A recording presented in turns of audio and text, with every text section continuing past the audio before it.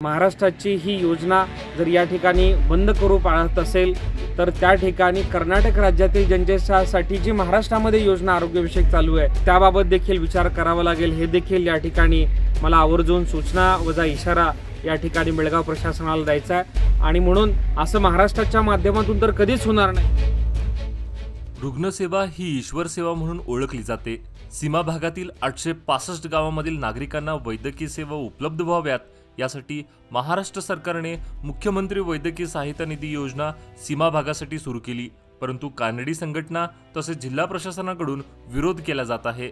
परंतु कोणतीही जात धर्म भाषाभेद न करता रुग्णसेवा केली जात आहे, त्यामुळे विरोध असला तरी मुख्यमंत्री वैद्यकीय सहायता निधी योजना सीमावासियांना सुरूच राहील अशी ठाम प्रतिक्रिया महाराष्ट्राच्या मुख्यमंत्र्यांचे ओएसडी व वैद्यकीय मदत कक्षाचे प्रमुख मंगेश चिवटे यांनी दिली। कन्नड संघटना व जिल्हा प्रशासनाने आरोग्य सेवेला विरोध दर्शवल्यानंतर रविवारी मय समितीच्या प्रमुख पदाधिकाऱ्यांची मंगेश चिवटे यांच्यासोबत चंदगड येथील इनाम सावर्डे येथे बैठक पार पडली। बैठकीमध्ये मागील आठवड्यात आरोग्य सेवेवरून झालेल्या गोंधळाची चिवटे यांना माहिती दिली। महाराष्ट्राचे मुख्यमंत्री एकनाथ शिंदे, सीमा समन्वयक मंत्री शंभूराज देसाई व चंद्रकांत दादा पाटील तसेच उच्च अधिकारी समितीचे अध्यक्ष खासदार धैर्यशील माने यांच्या प्रयत्नातून सीमा भागातील 865 गावांना वैद्यकीय सहायता निधी योजनेचा लाभ देण्यात येत आहे।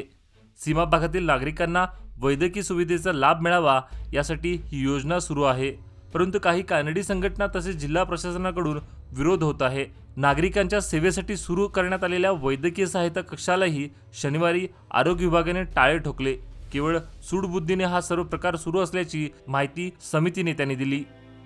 या योजनेला विरोध करण्यासाठी काही कन्नड संघटनांनी गेल्या काही दिवसांपासून खूप आक्रमक भूमिका घेतली आहे आणि म्हणून या अनुषंगाने आज एक आढावा बैठक घेण्यासाठी आज आम्ही चंदगडमध्ये सर्वच मराठी भाषिक नेते असतील, मध्यवर्ती एकीकरण समितीचे नेते असतील, मालवजी अष्टेकर साहेब असतील, रमाकांतदादा कोंडेस्कर साहेब असतील, सगळ्यांच्या सोबत सकारात्मक चर्चा झाली आहे आणि या योजनेच्या माध्यमातून येणाऱ्या काळामध्ये आपल्याला 100% सीमा भागातील जनतेला लाभ द्यायचाच आहे।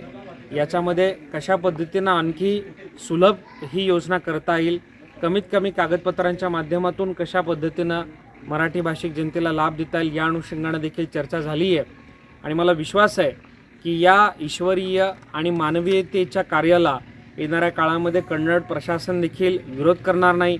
कारण जशी महाराष्ट्र राज्याची महात्मा फुले जनआरोग्य योजना ही कर्नाटकातील बेळगावातील त्या ठिकाणी केएलई हॉस्पिटलमध्ये सुरू आहे, किंवा मुख्यमंत्री वैद्यकीय सहायता योजना त्या ठिकाणी केएलई असेल, अरिहंत असेल, विविध रुग्णालयांमध्ये सुरू आहे, त्याच पद्धतीने कर्नाटक राज्याची वाजपेयी श्री आरोग्य योजना ही महाराष्ट्रातील सांगली, मिरज असेल, सोलापूर असेल, नांदेड, लातूर असेल या भागातील लगतच्या भागातील रुग्णालयांमध्ये सुरू आहे। जर कर्नाटक शासन अशा पद्धतीने महाराष्ट्राची ही योजना जर या ठिकाणी बंद करू पाहत असेल तर त्या ठिकाणी कर्नाटक राज्यातील जनतेसाठी जी महाराष्ट्रामध्ये योजना आरोग्यविषयक चालू आहे वाजपेयी श्री आरोग्यविषयक योजना मग ती त्या ठिकाणी चालू आहे, मग त्याबाबत देखील विचार करावा लागेल। हे देखील या ठिकाणी मला आवर्जून सूचना वजा इशारा या ठिकाणी बेळगाव प्रशासनाला द्यायचा आहे आणि म्हणून असं महाराष्ट्राच्या माध्यमातून तर कधीच होणार नाही, कारण रुग्णसेवा हे ईश्वरीय कार्य आहे। मात्र याची दखल ही कर्नाटक शासनानं, बेळगाव प्रशासनानं, जिल्हा प्रशासनानं घ्यावी। रुग्णसेवेच्या कार्यामध्ये जातवाद, धर्मवाद, प्रांतवाद किंवा भाषिकवाद न आणता केवळ आणि केवळ रुग्णसेवा हीच ईश्वर सेवा समजून आपण काम करायला हवं आणि किमान या विषयाच्या पुरतं तरी हे भाषिकवाद किंवा सगळे वाद बाजूला ठेवून आपण रुग्णसेवा हीच ईश्वर सेवा समजून काम करूयात आणि या संपूर्ण भागातील जनतेचे प्राण वाचवण्यासाठी, यांचं आरोग्य चांगलं राहण्यासाठी काळजी घेऊयात। मय समितीचे नेते रमाकांत कोंडुस्कर यांनी महाराष्ट्राचे उपमुख्यमंत्री देवेंद्र फडणवीस यांच्याशी फोनवरून संवाद साधत घडलेल्या परिस्थितीची जाणीव करून दिली। मुख्यमंत्री वैद्यकीय सहायता निधीसाठी 26 जानेवारीनंतर मुंबई येथे व्यापक बैठक बोलावली जाणार असून यामध्ये सीमा भागातील नागरिकांना सहायता निधी मिळण्याबाबत येणाऱ्या तांत्रिक अडचणीवर चर्चा करण्यात येणार आहे।